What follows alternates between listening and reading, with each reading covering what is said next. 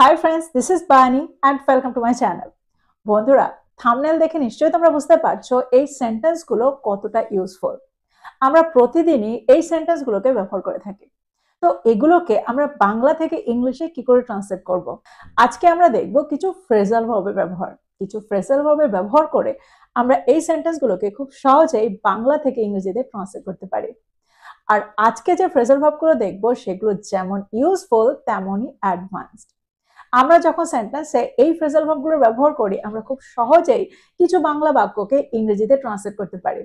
দেখো, ইংরেজি বলার জন্য ফ্রেজাল ভার্বের ব্যবহার জানা খুবই দরকার। একটা কনভারসেশনকে কন্টিনিউ করার জন্য ফ্রেজাল ভার্বের ব্যবহার জানতেই হবে। তোমরা প্রায়ই প্রচুর ফ্রেজাল ভার্বের সম্মুখীন হয়ে থাকবে যখন কোনো মুভি দেখবে বা কোনো পডকাস্ট শুনবে। ঠিক সেই কারণে আজকে আমি তোমাদের জন্য কিছু ইম্পর্টেন্ট ফ্রেজাল ভার্ব নিয়ে এসেছি। প্রত্যেকটা ফ্রেজাল ভার্বকে খুব মন দিয়ে বোঝার চেষ্টা করো। সেন্টেন্সে এগুলোকে আমরা ঠিক কিভাবে ব্যবহার করতে পারি। প্রত্যেকটা ফ্রেজাল ভার্বের সাথে আমি এক্সাম্পল দিয়ে তোমাদেরকে বুঝিয়ে দেওয়ার চেষ্টা করব সেন্টেন্সে এগুলোর সঠিক ব্যবহার। তো আজকের ভিডিওটা কিন্তু খুবই ইম্পর্টেন্ট, খুবই ফ্রুটফুল হতে চলেছে। তোমরা কোথাও যাবে না, আমার সাথে ভিডিওটা একদম শেষ পর্যন্ত থাকবে। যা চ্যানেলে নতুন, অর্থাৎ প্রথম আমার ভিডিও দেখছো, তারা প্লিজ চ্যানেলটাকে সাবস্ক্রাইব করে নিও, তাহলে যখনই আমি ভিডিও আপলোড করব তোমরা নোটিফিকেশন পেয়ে যাবে। তো আর দেরি না করে চলো শুরু করা যাক আজকের ভিডিও। আমরা প্রায় বলে থাকি নিজেকে সামলানোর চেষ্টা করো। আমি সেই পরিস্থিতিতে নিজেকে সামলে নিয়েছিলাম। তো নিজেকে সামলানোর অর্থে আমরা সেন্টেন্সে কোন ফ্রেজাল ভাবে ব্যবহার করতে পারি? দেখো, এখানে আমরা একটা দারুণ ফ্রেজাল ভাবে ব্যবহার করব। এখানে আমরা ব্যবহার করব পুল yourself together। যখন আমরা বলবো নিজেকে সামলানোর চেষ্টা করো, তুমি তোমার নিজেকে সামলানোর চেষ্টা করো, তখন আমরা পুল yourself together এর ব্যবহার করব। Try to pool yourself together, that means তুমি তোমার নিজেকে সামলানোর চেষ্টা করো। সেন্টেন্স দেখো, সেন্টেন্সে আমরা এই ফ্রেজাল ভার্বটাকে কি করে ব্যবহার করছি। যদি আমি বলি তোমার নিজেকে সামলে নিয়ে সমস্যাটা মোকাবেলা করতে হবে, you have to pull yourself together and face the problem. You have to pull yourself together and face the problem. আরেকটা এক্সাম্পল দেখো, নিজেকে সামলাও, সবকিছু শেষ হয়ে যায়নি। Pull yourself together, it's not the end of the world. Pull yourself together, it's not the end of the world. দেখো, it's not the end of the world, এটা হলো একটা ফ্রেজ যার অর্থ হলো সবকিছু শেষ হয়ে যায়নি। দেখো, এই ফ্রেজটার সঠিক অর্থ জানতে গেলে সঠিক অর্থ হয় পৃথিবীটা শেষ হয়ে যায়নি। কিন্তু এখানে আমরা এই অর্থে সেন্টেন্সে এটাকে ব্যবহার করব না, এই ফ্রেজটাকে ব্যবহার করব না। এই ফ্রেজটাকে যখন আমরা সেন্টেন্সে ব্যবহার করব তখন তার অর্থ হবে এখনো সবকিছু শেষ হয়ে যায়নি, বা এখানেই সব শেষ নয়। তো নিজেকে সামলে নাও। যদি আমি বলি আমি ওই পরিস্থিতিতে নিজেকে সামলে নিয়েছিলাম, I pulled myself together in that situation. I pulled myself together in that situation. তো আমার মনে হয় এক্সাম্পলগুলোর মধ্যে দিয়ে তোমরা বুঝতে পারছো সেন্টেন্সে আমরা pull oneself together এর ব্যবহার কিভাবে করছি। এবার আমরা দেখবো এর পরের ফ্রেজাল ভার্বটা। আমরা প্রায় সেন্টেন্সে let go of এর ব্যবহার হতে শুনি। let go of এর কি অর্থ? দেখো, এটার অর্থ হলো ছেড়ে দাও। আমরা প্রায় বলে থাকি অতীতকে ছেড়ে দাও বা অতীতকে ভুলে যাও, এরকম অর্থেও আমরা সেন্টেন্সে এই ফ্রেজাল ভার্বটা ব্যবহার করে থাকি। এক্সাম্পল দেখো, যদি আমি বলি যে কোনো কিছু যা তোমাকে পেছনে টেনে ধরছে তা ছেড়ে দাও, let go of anything that holds you back. Let go of anything that holds you back. যদি আমি বলি যা তুমি নিয়ন্ত্রণ করতে পারবে না তা ছেড়ে দাও, let go of what you can't control. Let go of what you can't control.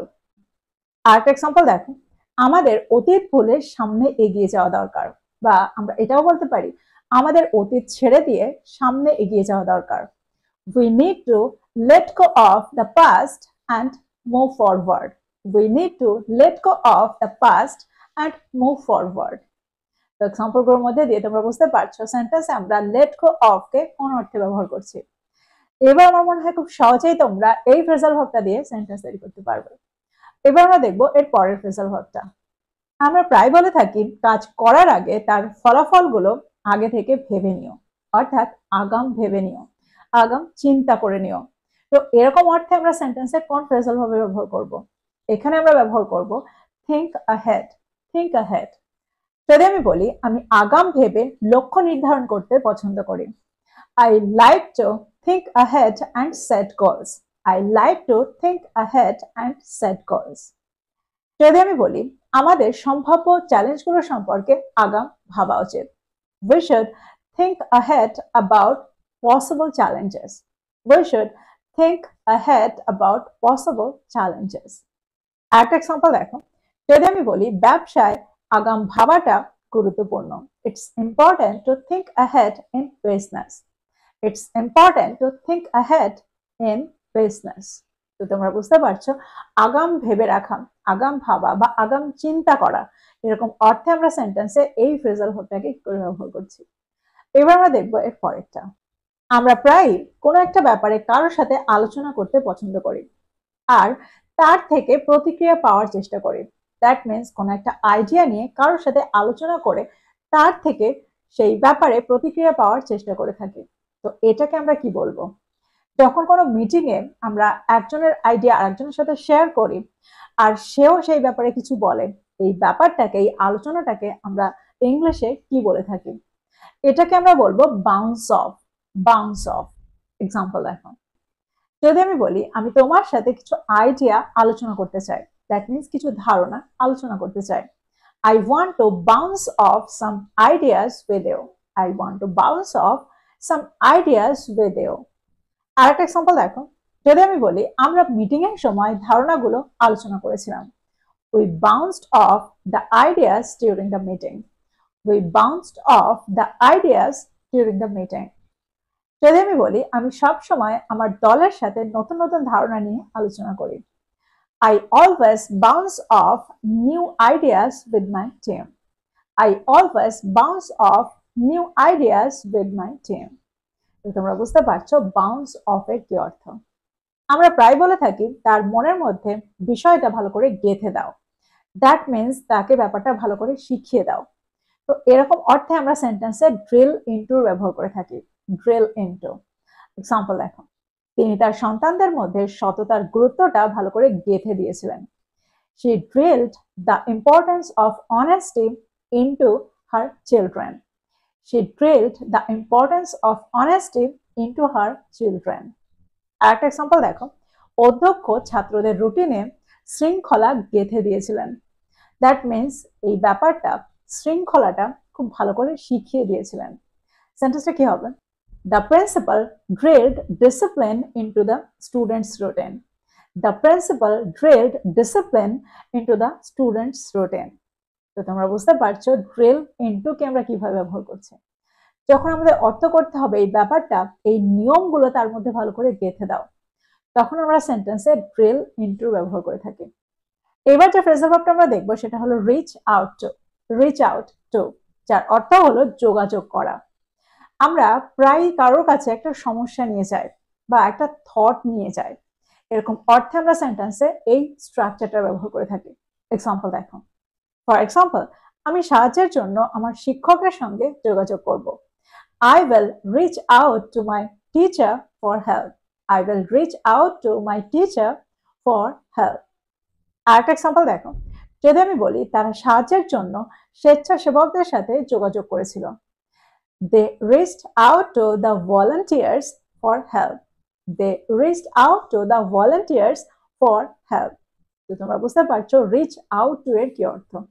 আমরা যখন কোনো কিছু নিয়ে সাহায্যের জন্য বা কোনো একটা চিন্তা নিয়ে, কোনো সমস্যা নিয়ে কারোর কাছে পৌঁছাই, তখন আমরা সেন্টেন্সে এই ফ্রেজাল ভার্বটা ব্যবহার করে থাকি। এবার আমরা দেখবো এর পরেরটা। আমরা প্রায় বলে থাকি আমি এতগুলো বিকল্প কমিয়ে মাত্র দুটোই নিয়ে এসেছিলাম। আমি এতগুলো জামা কাপড়ের বিকল্প ছেড়ে মাত্র তিনটেই নিয়ে এসেছিলাম। তো এরকম অর্থে আমরা সেন্টেন্সে কোন ফ্রেজাল ভাবে ব্যবহার করব? এখানে আমরা ব্যবহার করব narrow down. Narrow down, that means কমিয়ে আনা বা সীমিত করে ফেলা। এক্সাম্পল দেখো, যদি আমি বলি সে আবেদনকারীদের সংখ্যা 10-এ নামিয়ে এনেছিল, দ্যাট মিনস অনেকগুলো ছিল সেখান থেকে কমিয়ে 10-এ নামিয়ে এনেছিল। He narrowed down the applicants to 10. He narrowed down the applicants to 10. যদি আমি বলি আমরা মেনুটি 3টে খাবারে নামিয়ে এনেছিলাম, We narrowed down the menu to 3 dishes. We narrowed down the menu to 3 dishes. আমি বিকল্পগুলোকে 2টিতে সীমাবদ্ধ করেছিলাম, 2টিতে কমিয়ে এনেছিলাম। দ্যাট মিনস অনেকগুলো থেকে আমি দুটোতে নিয়ে এসেছিলাম। I narrowed down the options to two. I narrowed down the options to two. তো এক্সাম্পলগুলোর মধ্যে দিয়ে আমার মনে হয় তোমরা বুঝতে পারলে সেন্টেন্সে আমরা এই ফ্রেজাল ভার্বটাকে কি করে ব্যবহার করছি। এবার আমরা দেখবো এর পরের ফ্রেজাল ভার্বটা। এটা খুবই কমন, আমরা প্রায় ব্যবহার করে থাকি। এটা হলো come up with. Come up with, যার অর্থ হলো কোনো একটা ধারণা বার করা, কোনো একটা আইডিয়া নিয়ে আসা। এক্সাম্পল দেখো, যদি আমি বলি সে একটা দারুণ আইডিয়া বার করেছিল, she came up with a great idea. she came up with a great idea. যদি আমি বলি আমাকে দ্রুত একটা সমাধান বার করতে হবে, I need to come up with a solution quickly. I need to come up with a solution quickly. আরেকটা এক্সাম্পল দেখো, তারা টাকা বাঁচানোর একটা উপায় বার করেছিল, they came up with a way to save money. They came up with a way to save money. তো আমার মনে হয় এই ফ্রেজাল ভার্বটাকেও তোমরা বুঝতে পারলে সেন্টেন্সে কত সহজেই আমরা এটাকে ব্যবহার করতে পারি। তো এই ছিল কয়েকটা ইম্পর্টেন্ট ফ্রেজাল ভার্ব, যে ফ্রেজাল ভার্বগুলোকে আমরা প্রতিদিন ব্যবহার করতে পারি, আর এগুলোকে ব্যবহার করে আমরা অনেক বাংলা বাক্যকে খুব সহজে ইংরেজিতে ট্রান্সলেট করতে পারি। তো এই ছিল আজকের ভিডিও। প্রত্যেকটা ফ্রেজাল ভার্বকে নোট ডাউন করো, প্রত্যেকটা ফ্রেজাল ভার্ব দিয়ে প্রচুর সেন্টেন্স তৈরি করো, আর সেগুলোকে প্রতিদিনের কনভারসেশনে ইনক্লুড করো। আর ভিডিওটা ভালো লেগে থাকলে লাইক করতে ভুলে যেও না, বন্ধুদেরকে শেয়ার করো যারা ইংরেজি শিখছে।